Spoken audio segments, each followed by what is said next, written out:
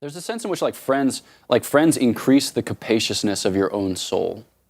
In the Divine Comedy, in the Purgatorio, there's this one point at which a soul is loosed from a lower circle and it comes up to meet souls at a higher circle. And these souls, those on the higher circle, observe, behold, one comes who will augment our love.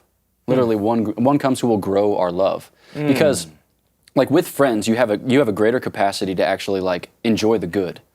So C.S. Lewis in The Four Loves, he has this awesome example about if you have three friends, and say, God forbid, one of them dies. Right, yeah. You know, he says you'd think that those two remaining friends would have more of each other to go around, but they don't. They have less because that third person was able to coax good things out of those other two that is only present when he's there. You know, so it's like friends really tease the good out. Friends call us to the heights of our, you know, like powers, our loves, our pursuits, our aspirations.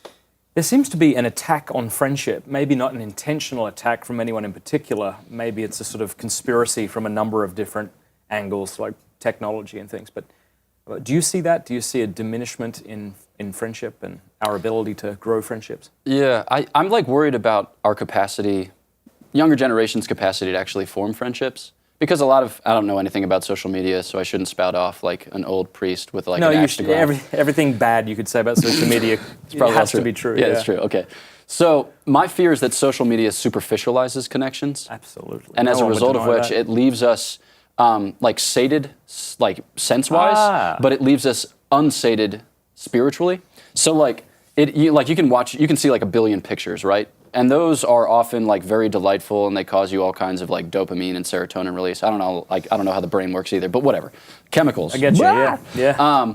But then you actually haven't attended to like real goods. You actually haven't been shoulder to shoulder in pursuit of what's real. You've just been kind of like looking and oogling each other and being slightly jealous and sometimes like impatient with or otherwise frustrated with your friends. Voyeuristic in a sense. Yeah, it's kind of got that weird dimension to it. But as a result of which, my fear is that people don't actually know how to connect. They don't actually know how to find common goods that cause them both to transcend the limitations of their own personalities and bring them into pursuits which are like arduous, but like character fulfilling.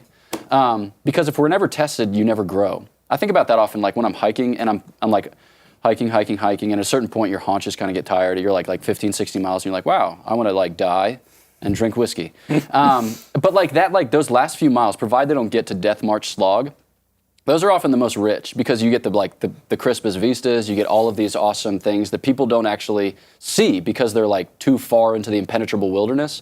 But you wouldn't have known unless you pushed on. Like you wouldn't actually have known what your human spirit was capable of until there was a good before you that elicited it, that called it forth. And friendship is meant to do that. Like friendship is meant to like call forth what is most noble in man. But we never get to the hard stuff because we're just like completely satisfied with the dumb and passing. Now that's interesting. There's an analogy there, I think, with food. When you notice that when you eat candy, you can never have enough. It doesn't actually satiate you. Kind of titillates, tantalizes, but it doesn't satiate. Whereas you can't have like 3 steaks. You're like totally satisfied over one. So kind of what you're saying is social media is just like the candy. Like it gives us a rush, but it's not actually satisfying that human desire we have for intimacy. Yeah, I think too, like, well, this is from maybe like his 40 Gospel Homilies. Gregory the Great says that there's this kind of paradoxical difference between material goods and spiritual goods. He says like with material goods, initially there's like a pretty good payoff. You know, so like they're easy, they're accessible, they're delightful, they're shiny, they're tasty, they're sexy, whatever. But he says they tend to depreciate. So our experience of them tends to be less and less rich. You know, like, and people come up with sweet vocab words to describe this. Cloying is one of my favorite. Cloying? Cloying, yeah, like a sweet thing that eventually kind of taxes you. How do you spell that? Cloying. Cloying. Never heard of that. I can use it in a sentence. I can give you the provenance. No, I won't. Okay. Spelling bee time, baby. But then with spiritual goods, we find them initially forbidding. So like, if you were to say to somebody who hadn't prayed ever, like, do a holy hour. Yeah. They'd be like, sweet Christmas, I'm going to die. You know, they'd be like, in there for like 1 minute, they'd say all the rote prayers that they had memorized, and then they'd get out their iPhone instantaneously and like, let's burn this time. Yes. Because to do nothing or to be contemplative is most arduous. It is. But what he says is you find that these have richer and richer payoffs. Yeah. Not to think about the contemplative life as a kind of like need satisfaction mechanism, right. But like, it becomes more and more rich. It becomes more and more fulfilling because these are the actual things in which our life consists. And this is why I meet Dominican sisters and Franciscan priests and Dominican priests who legitimately radiate a joy that I don't see in the world.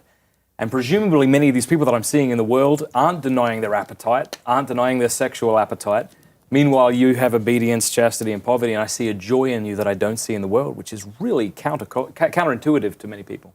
Yeah. There's a sense, too, like this freedom is another way to describe that movement.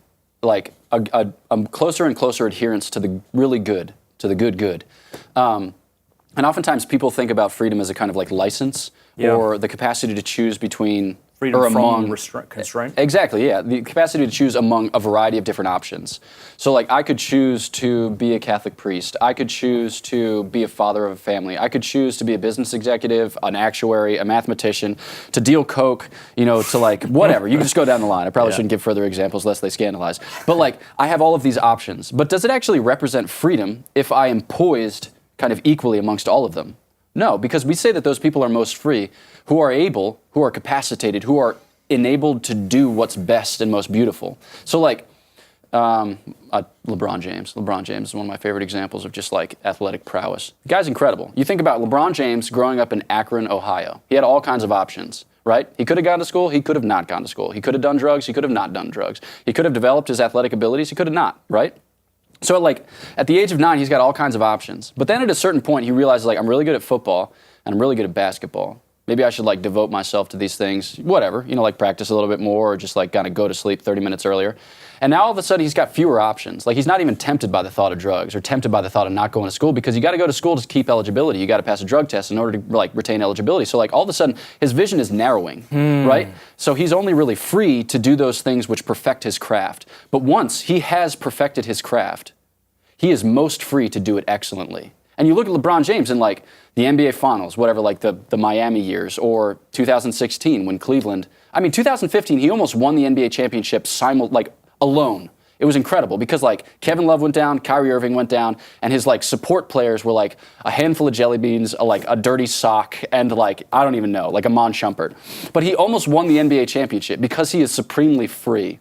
It's awesome because like that's like freedom is to come to like the greatest expression of the powers that define you. So like to actually love and adhere to the good, to actually cling to the good with all your might is what makes us human. And having all of these options is, it's whatever. It's like, I suppose it's good that I can choose between a spicy chicken deluxe and just like a Chick-fil-A chicken sandwich, but like I know what's best. And it doesn't involve 2 pickles, okay? So get them off my bottom bun. Sweet Lord. Yeah. No, this is the distinction that's been made before, but Fulton Sheen made it. Freedom from and freedom for. And when we hear freedom today, we often just think of freedom from. Yeah. I'm free. But as he says, you don't ever say to a taxi driver, are you free? And he says yes. And you say, hooray for freedom. Like you're free for something. And I think this is what prevents many people from making a decision to propose to that girl or to join that religious order. We want to be free. We want to keep all of our options open. But as you say, if we don't end up making a decision, well, what? We're not really free for anything. We're just useless. Yeah. Useless might be too strong a word, but what do you think? Yeah, we're just kind of paralyzed by options rather than empowered by the choice of one. Yo, thanks for watching. You can watch the entire episode on YouTube if you want. You can listen to it at The Matt Fradd Show by subscribing on iTunes or wherever you listen to your podcasts. And feel free to support me, patreon.com/MattFradd.